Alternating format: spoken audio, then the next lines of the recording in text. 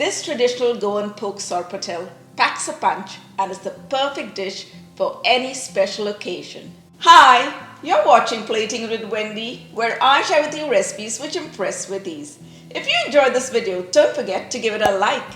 And if you haven't subscribed already, click that subscribe button. And while you're there, if you hit on that bell icon, you'll be notified every time I upload a new video. Small pieces of flavorful pork meat and liver are simmered in a luscious gravy and is best enjoyed a few days after it's prepared. Check this out. Now, let's get started. For this recipe, we're going to go in with 1 kilogram of pork belly. You can use any cut of pork meat that has some fat content. And we're going to go in with 350 grams of pork liver. To that, we're going to add 3.5 cups of water, making sure that the water comes just above the level of the meat. And we're going to season it with 1 teaspoon of turmeric powder and 1.5 teaspoon of salt. Let's just give this a light mix. And now let's go over to the stove and put it to parboil. On a medium heat, let's bring this to a simmer. And now that the water is simmering, it's time to cover it up and allow it to cook for 20 minutes. And once the meat has parboiled, it's time to take it out of the stock, place it in a bowl and allow it to cool. We're going to be using the stock to form our gravy. So to get a nice clear stock, we're going to strain it out so that we can catch all that residue that may have come out from the liver. While our meat is cooling, it's time to bring together our spice mix. We're going to go in with 15 Kashmiri chilies and we're going to de-seed 7 of them. We want them just for that color and we're going to leave the rest with the seeds in for the spice. Snip it off a little bit so it's easier to get the seeds out. I'm going to add that to the mixer jar.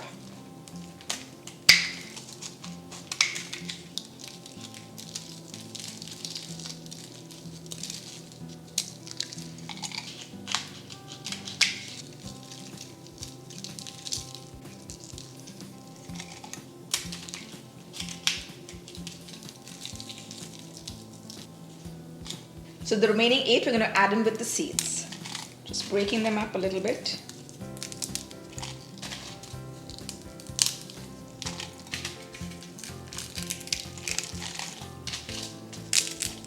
To that we're going to add 1 teaspoon of cumin seeds, half a teaspoon of peppercorns, 1 teaspoon of turmeric powder, 10 cloves, 1/8 teaspoon of mustard seeds, a 1-inch stick of cinnamon.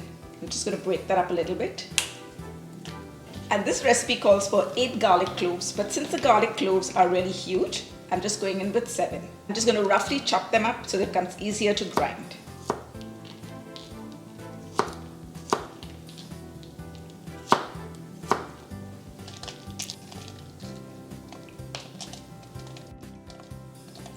And about an inch piece of ginger. And we're going to coarsely chop this too and add it to the jar. To bring all the spices together and help it grind into a smooth paste, we're going to add 3/4 cup of red wine vinegar.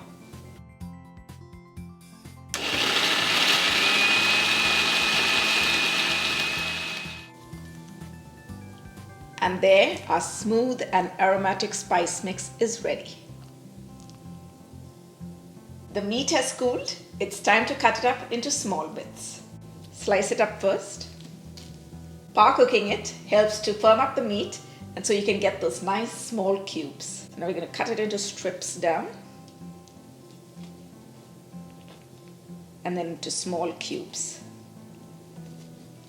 I like to cut them a little small. You can cut them according to what you like.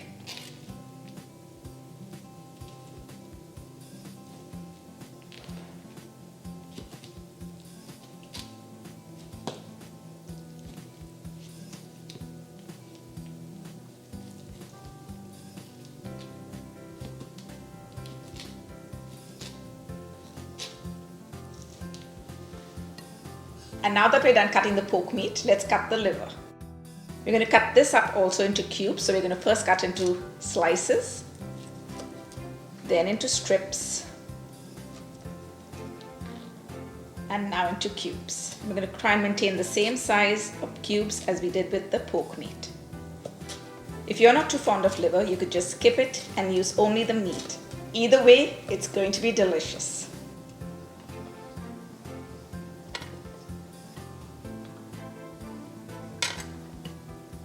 Now let's go over to the stove and fry it. To a heated pot, we're going to add about 2 tablespoons of oil. And we're going to add the meat and the liver together in batches.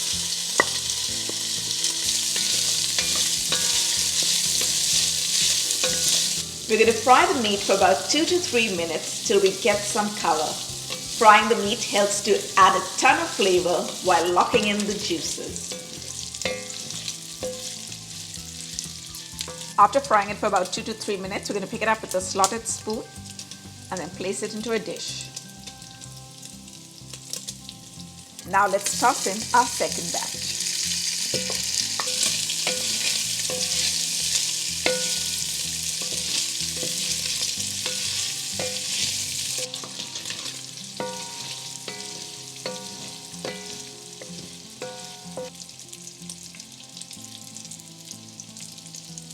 And now it's time to fry up our third batch. In each batch, you want to add just the right amount that is going to cover the base of the pot. And all the bits that are at the bottom is going to add a ton of flavor to our gravy. Now in the same pot in which we fried the pork, we're going to add about 2 tablespoons more of oil. To the heated oil, we're going to add 2 large red onions, which we have finely chopped. And this should be approximately about 3 cups of onion. The onion is going to help to deglaze the pan and pick up all the flavor that was at the bottom.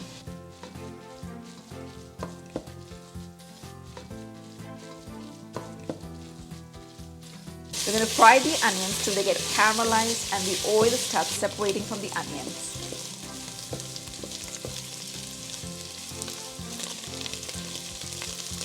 The onions are well caramelized and the oil has started releasing. Now it's time for us to add our spice mix. Just going to add that in.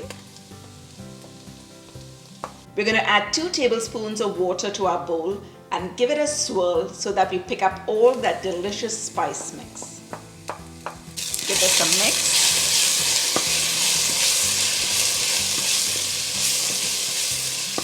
We're just going to fry the spice mix just a little bit before we add in our finely diced meat.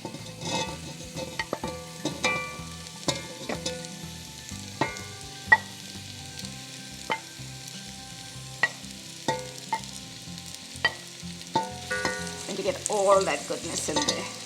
We're going to give it a mix so that the meat gets well coated with the spice mix.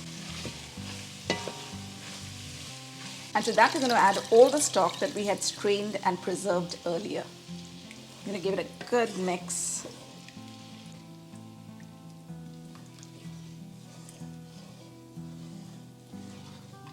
We're going to season this with 1 teaspoon of salt and 2 slit green chilies. Let's give that a mix. We're going to allow this to cook for a little bit till it begins to simmer. And now that it has started simmering, we're going to add 2.5 tablespoons of sugar to balance the flavors. We're going to give it a stir and allow it to cook on a medium-low heat for about 10 minutes. Let's give this a taste to see whether we need to season it any more with salt, vinegar or sugar.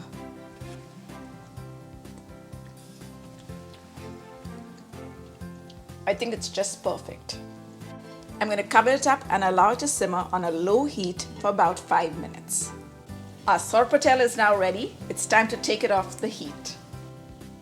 Traditionally, sorpotel is prepared in advance and warmed up at least 2 to 3 times before it is served. Oh my goodness, look at that! I like to enjoy sorpotel with some warm sannas, but you could enjoy it with arroz pulao, steamed rice or any sweet bread.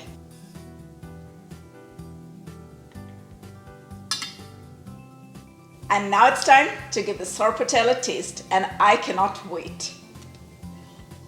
Wow, we've got the sanna, we've got the sorpotel, we've got the whole deal.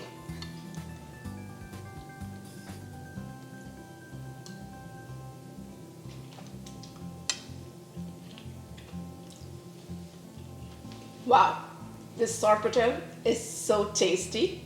It's got just the right amount of vinegar and sugar. It gives it that real good punch. And if you want to enjoy the sorpotel as much as I do, head on to my website, platingitwithwendy.com, where you'll find the full written recipe. Thanks for watching. See you soon.